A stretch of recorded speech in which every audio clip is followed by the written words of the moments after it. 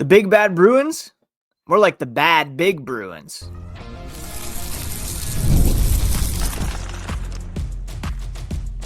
You're Locked On Bruins, your daily podcast on the Boston Bruins. Part of the Locked On Podcast Network, your team every day. What is up, Bruins fans, and welcome back to the Locked On Boston Bruins podcast. I'm your host, Ian McLaren, and this is a daily show where we discuss all things Spoked B. Today is Friday, November 15th, and I want to thank you so much for making Locked On Bruins part of your daily routine. Free and available on your favorite podcast app and on YouTube, part of the Locked On Podcast Network, your team every day. I say Friday the 13th, maybe because the Bruins are so scary right now that it feels like it is, but it is, of course, the 15th of November. Today's episode is brought to you by FanDuel. Start the season big with a huge return on FanDuel. New customers can place a $5 bet and you'll get started with $150 in bonus bets if you win your first $5 bet. Visit FanDuel.com to get started. Before we get started, looking at the storylines, stats, and signals from last night's brutal loss to the Dallas Stars. A quick reminder, you can find the podcast on social media at Locked NHL Bruins. You can find me, my hockey thoughts, dad jokes at ENC McLaren. Gradually, more and more moving over to Blue Sky. If you are over there, give me a follow. Later today, I'm going to be recording with the host of Locked On Blues, where we'll take a look back at the game on Tuesday, what the two teams have been up to this week, as well as preview tomorrow's game. But I thought last night's effort deserved its own podcast, and the Bruins were coming off that big emotional comeback victory over the St. Louis Blues on Tuesday. Yes, in the meantime, it was learned that Hampus Lindholm is going to be out weeks with a reported fractured kneecap after taking a shot there from Justin Falk of the Blues. And I shared earlier on Blue Sky before the game started that I didn't have a great feeling about this one. And lo and behold, the vibes were not great all night long. You had a very early goal from Matt Duchene, a penalty shot from Evgeny Dadonov. That was kind of a borderline call in my mind, but he made good on the opportunity. The Bruins had an opportunity to kind of galvanize themselves and get on the same page emotionally after Jamie Benn boarded Brandon Carlo quite dangerously into the end boards. Nikita Zadorov came to his defense and rightly pummeled Benn. It was a trash play, should have been a major penalty. That could have turned the tide as well, but the Bruins were only able to muster 2 goals on the night while allowing 7. And 6 of those came at 5-on-5 last night. It wasn't as if the Bruins were struggling with the penalty kill last night. These were all 5-on-5 goals, except for the penalty shot goal, in which Dadonov made good on that opportunity. A very rough night for Jeremy Swayman, and it's not too soon to be asking some questions about his level of play. An .816 save percentage last night. He's below 900 for the year, and kind of like Linus Ullmark is struggling in Ottawa, our boy Swayman is really struggling as well. And when you're paying a goalie $8.25 million per season, you expect big results. Now, of course, the Bruins are down 2 of their top 6 defensemen in Andrew Peeke and Hampus Lindholm, relying on their 7th and 8th defensemen in Parker Wotherspoon and Jordan Osterley, but they were outshot 38-25. We're not able to muster much in the way of sustained offensive pressure. Charlie Coyle did score, as did David Pastrnak, with Morgan Geekie getting an assist on the Pastrnak goal, 2 points in a couple games for him. But as head coach Jim Montgomery said after the game, the Stars were able to execute. It's the second straight game in which they've scored 7 goals, and the Bruins just had no response. The big problem with this team right now is that they are not able to string together 3, 4, even 2 consecutive games where they feel like their habits and details are consistently there. That's according to head coach Jim Montgomery. So very disappointing effort for a Bruins team that was or should have been coming in on a high after that win over the Blues. Zadorov put it like this: we lost every battle, soft on the puck, soft everywhere, not finishing checks. We just got embarrassed. He said, we take a step forward and take a step backwards. It's hard to win in this league. There are good teams. They're going to put you on your heels, and you got to deal with the pressure. Zadorov, another guy who is kind of under some pressure because of his big-time contract, and fans not exactly endeared to him, although he did come in and defend Carlo, which we loved to see. But overall, just a very disappointing effort from the Boston Bruins last night. The big storyline, of course, the inability to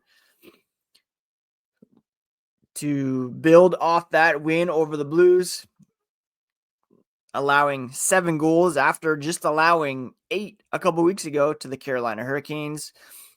We'll take a look at some more stats, but their goal differential now is incredibly poor. We'll discuss some stats and signals to take away from this game here as the podcast continues.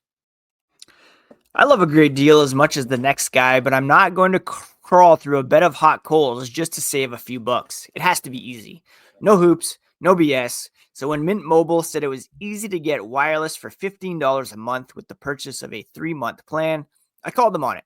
Turns out it really is that easy to get wireless for $15 a month.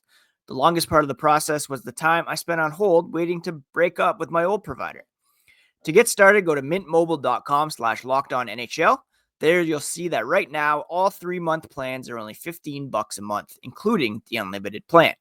All plans come with high-speed data and unlimited talk and text delivered on the nation's largest 5G network. Use your own phone with any Mint Mobile plan and bring your phone number along with all your existing contacts. To get this new customer offer and your new 3-month premium wireless plan for just $15 a month, go to mintmobile.com/lockedonnhl. That's mintmobile.com/lockedonnhl. Cut your wireless bill to $15 a month at mintmobile.com/lockedonnhl. $45 upfront payment required. New customers on a first 3-month plan only. Speeds slower above 40 GB on unlimited plan. Additional taxes, fees, and restrictions apply. See Mint Mobile for details. Nothing delivers comfort and joy quite like the unrivaled quality and taste of Omaha Steaks. This year, skip the holiday hustle and bustle and save 50% off gourmet gifts site-wide at omahasteaks.com. Plus, get a $30 reward card when you shop early and score an extra $30 off with promo code NHL. From legendary steaks to mouth-watering desserts and more, save 50% off site-wide at omahasteaks.com. Plus, our listeners get an extra $30 off with promo code NHL and a $30 reward card when you shop early. That's 50% off at omahasteaks.com and an extra $30 off with promo code NHL. A minimum purchase may apply.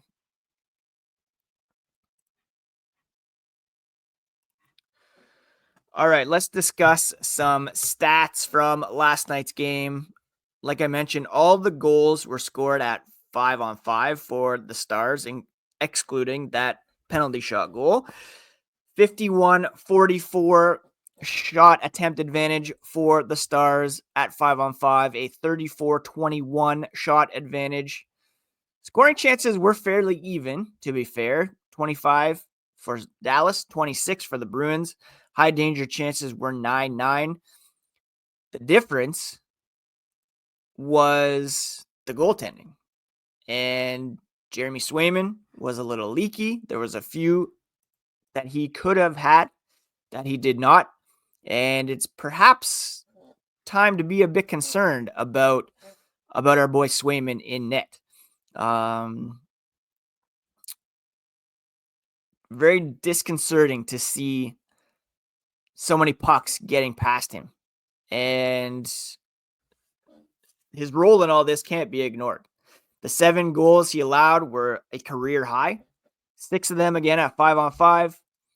3, maybe 4 were fairly stoppable shots, and he's now 5-6-2 on the season with an .888 save percentage, which is 41st out of 55 goalies who have played at least 5 games this season. Now, to be fair, he's not getting enough help in front of him. Lindholm, Peak are out. He's not necessarily the Bruins' biggest problem, but he hasn't been anything close to what he was last season or what's expected of him after signing that big time contract. Now, he did miss training camp, of course, missed all of the preseason. Perhaps that's one of the reasons why Jim Montgomery kept him in the net instead of pulling him, not in a punitive way, but just to get him some more reps, get him some more playing time, get that rust off so that it hopefully serves him well moving forward. Swayman said, according to Scott McLaughlin, WEI, he's getting himself in good position on the first shot, trusting his abilities on the second shot, but he didn't do that tonight, and he's got to fix that. And he's excited to, he said. We're going to make sure this is a building block for us, not a step back, and that's on us to do so. But I don't know how you can look at that game as a building block, A. And if anything, the game against the Blues was the building block that you need to learn from and move forward from. They're not able to put together consecutive efforts here, and that is a major problem. Shot attempts overall were 52.8% in Dallas's favor. Shots were 60% in Dallas's favor. Scoring chances, Bruins had more scoring chances and more high danger chances than the Stars in this one. The difference was the goaltending. Jake Ottinger did his job. Jeremy Swayman, quite frankly, did not. And the Bruins did have a bit of a depleted lineup, of course, on the blue line. Tyler Johnson was also out of the lineup due to a family issue. The shot leaders in this one, Justin Brazeau, had 4 to lead the Bruins. He had a nice opportunity in the first period. I thought he was one of their better forwards, and it showed. Charlie Coyle with 3 shots. He had the one of the goals for the Bruins, as did David Pastrnak. It's nice to see him starting to score a bit more, but it was a bit too little, too late.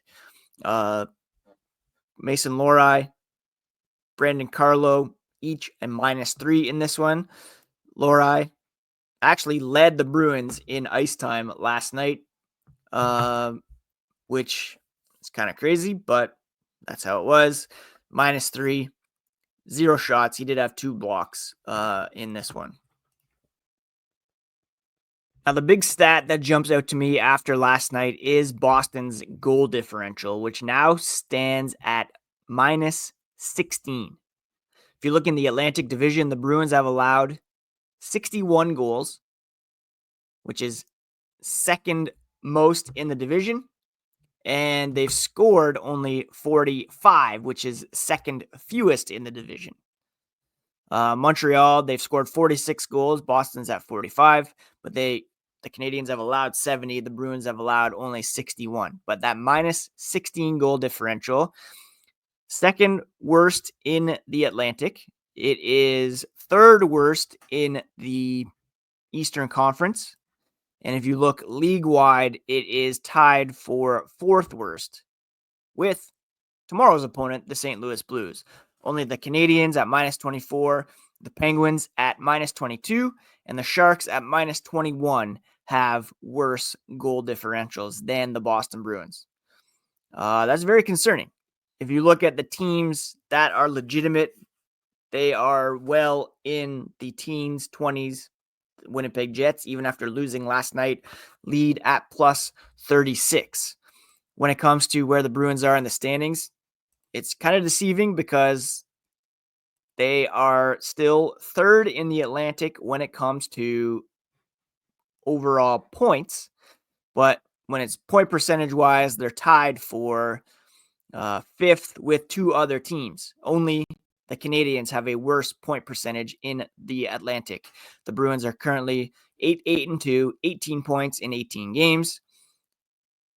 1 point up on the Sabres, but the Sabres have only played 17 games, and they're 3 points up on the Red Wings, but the Red Wings have only played 15 games. So if those two teams make good on their games in hand, then they could easily pass the Bruins very soon. The Senators won last night. The Sabres won last night. It's going to be very, very tough to, like, the Bruins are no longer in the top 3, top 4 conversation. Right now, they're in the bottom 4 wild card conversation. Those are the teams they're going to be battling with here down the stretch, not your Floridas, your Torontos, even your Tampas, who I thought could take a step back. This is who they are.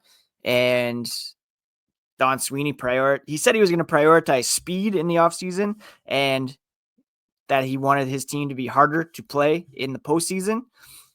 They're slow as heck. They're not on track to make it to the postseason. So any pointing of fingers at Jim Montgomery, you should be kind of taking a fork in the road here. One at the front office, one at the bench. Both elements are to blame here. And we'll discuss some signals and trends to take away from this game here as the podcast continues.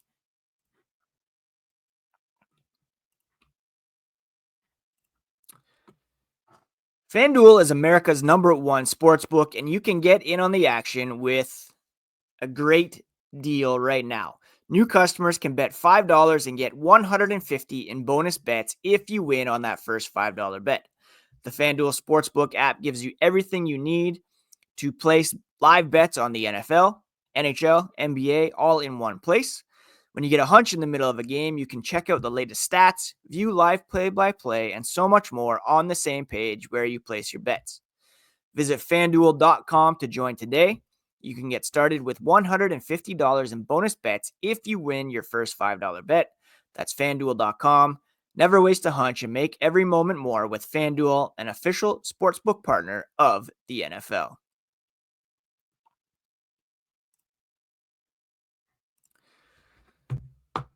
So I was listening to Elliot Friedman and Kyle Bukauskas on the 32 Thoughts podcast today, and they were somewhat surprised that Jim Montgomery kept Jeremy Swayman in. And Friedman suggested they are playing like a team that's waiting for something to happen. They know things aren't right. They know the vibes are off. Perhaps they know that the roster as constructed isn't as strong as it has been. So as I discussed last week on the podcast, one of the ways forward is to either make a trade or replace the coach, or ultimately you're going to have to tear it down top to bottom. It's kind of difficult to make a trade in today's NHL with the cap and all that, with player movement, no movement clauses and all that. The only guys you can put in play right now are Morgan Geekie, Trent Frederick. Perhaps Geekie's being deployed on the top line to boost his value, which has happened. If they could flip him for someone like Morgan Frost, who is out of the lineup in Philly lately, or take advantage of the apparent selling that the Pittsburgh Penguins are doing, they do need. Look, they signed Lindholm, Elias. They signed Zadorov. They didn't replace Jake DeBrusk, Danton Heinen. They need some better wingers, to be sure. You have Lindholm, Zaka, Coyle, Beecher, who can play down the middle. That's a solid 4, perhaps not with a true #1, but they still need some help on the wings. Tyler Johnson did not play last night, as I mentioned, for a family issue. But again, this team looks like, they come back, get that reprieve, but then the vibes are off. And if things continue, then it's going to be lights out for Jim Montgomery. Zadorov defending Brandon Carlo did not give this team the boost that it needed. Or you could also say this team's just not capable of matching up with the Dallas Stars. Both are true, really. So they're going to have this game tomorrow against the St. Louis Blues on home ice. If they come out and get behind like they did a couple nights ago against the Blues, You're going to hear some boo birds out there, and it could be, change coming sooner than later for this team. The vibes are way off, and quite frankly, they're just not very good. And I don't know if a coaching change is going to affect that, because there's a roster composition issue as well. If you're going to give up on Jim Montgomery this early, you might as well concede that you're not giving him the tools to succeed either. He can only cook with the ingredients that he's given, and nobody can tell me right now that it's everything in the pot is fresh, if you know what I'm saying. So that's it for today's quick stats, storyline, signals episode from last night's game. Very hard to watch, and it's just not fun to watch this team at the moment, which kind of sucks as well. If you're going to lose, at least make it fun. It's not an entertaining experience to watch this team at the moment, which is at least what we want, right? Bring the kids up and let them play. Make it more fun if you're going to be this bad. Later on today, like I mentioned, I'm going to be recording with Haley Simon of Locked On Blues. We'll do a full preview of the weekend's action, take a look at the other game and what's happened in between. Please check out Locked On Fantasy Hockey Next for all the tips you need to succeed in your league. It's all part of the Locked On Podcast Network, your favorite team every single day. Please do take care of yourselves, take care of each other, friends, and we'll talk to you again here on the next episode of Locked On Boston Bruins. And don't forget to subscribe to the YouTube channel. If there's any breaking news over the weekend, I will be all over it with a short over on that platform. Take care, friends.